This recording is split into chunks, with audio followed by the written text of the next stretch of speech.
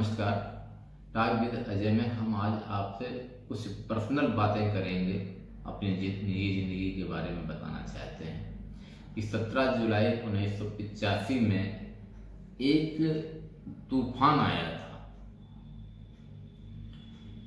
एक ऐसा माहौल हुआ था उस दिन हमारे परिवार में, उस दिन हमारे खानदान में, जिसको मैं अपने शब्दों से बयान नहीं कर सकता हूँ। और वो एक घटना जो हुई थी वो हमारे प्रिय सम्मानित एक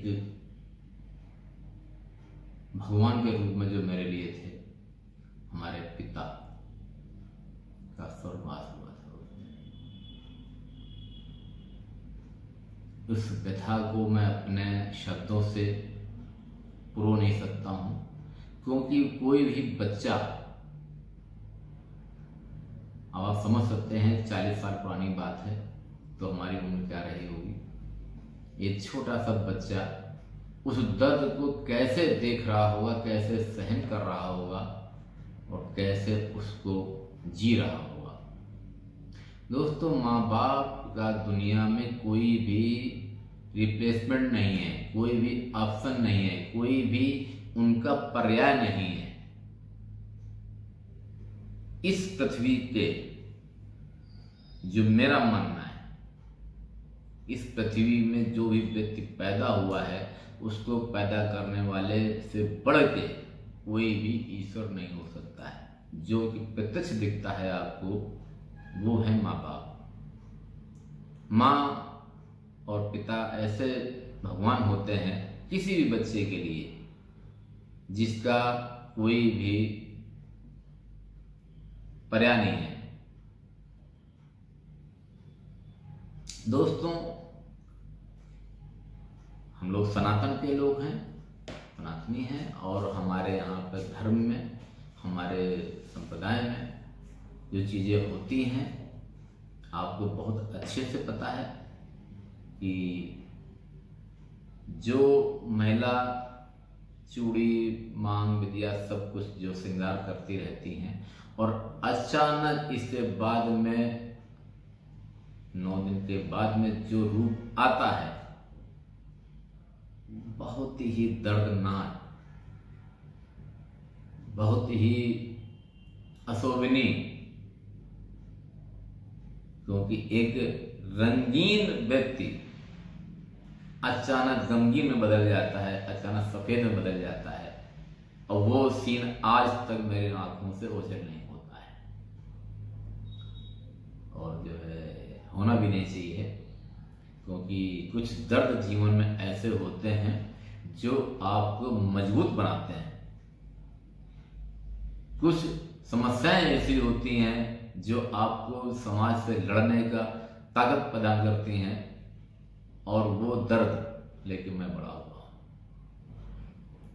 इसलिए मुझे हर उस व्यक्ति के प्रति हमदर्दी और प्यार रहता है जिस व्यक्ति के माँ बाप नहीं होते हैं, या पिता नहीं होते हैं, या माँ नहीं होती है, क्योंकि मुझे उस दर्द के बारे में बहुत अच्छे से मालूम है।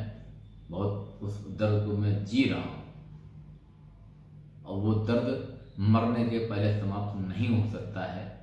ईश्वर की कृपा है हमारे ऊपर कि हमारी माँ सुरक्षित है और मैं बेइंतहा प्यारा बेटा हूँ उनका। ईश्वर से प्रार्थना करता हूँ कि ज़्यादा से ज़्यादा लंबी उम्र दे उनको। लेकिन आज का दिन उनके लिए बहुत भारी होता है, बहुत बड़ा दिन होता है, और उसको कोई बांट नहीं सकता है, उसको कोई खत्म नहीं कर सकता है। दोस्तों,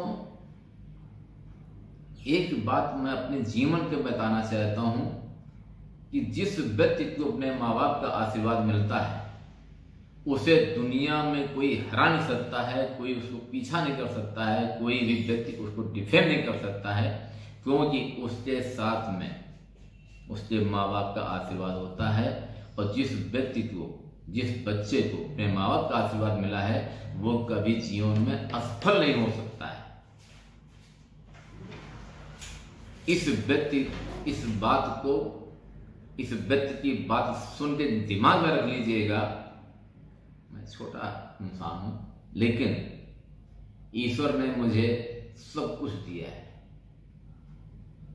सबसे बड़ा ईश्वर ने मुझे माँ बाप के रूप में जो आशीर्वाद प्रदान किया है वो हमेशा मेरे साथ रहता है, और मैं अपने पिता को श्रद्धांजलि अर्पित करता हूँ कि हे ईश्वर, जहाँ पर भी हैं उनको शांति प्रदान करें, और उन्होंने समाज में जो अच्छा कार्य करने के लिए मुझे जो छोड़ा है, मैं निरंतर उनकी चीज को बढ़ाता रहूंगा, क्योंकि मैंने उनके नाम से ही एक हॉस्पिटल का निर्वहन कर रहा हूं, चला रहा हूं। कारण ये है कि मेरे पिता की मृत्यु जो हुई थी वो डॉक्टर की लापरवाही से हुई थी, जो कि अपने जीवन का मैंने संकल्प बनाया हुआ है। संकल्प है मेरा, किसी भी व्यक्ति का गलत इलाज नहीं होना चाहिए, गलत तरीके से नहीं होना चाहिए, गलत व्यक्ति से नहीं होना चाहिए, और जितना ज़्यादा से ज़्यादा किसी की मदद मैं कर पाऊंगा या जो कर लेता हूं, ये उनको मैं एक तरीके से श्रद्धांजलि रूप में मैं देता हूं और हर पल उनको याद करता हूं। दोस्तों, आपसे मेरी प्रार्थना है कि हमारे पिता की आत्मा शांति के लिए आप लोग हमारे साथ हो। Okay, thank you.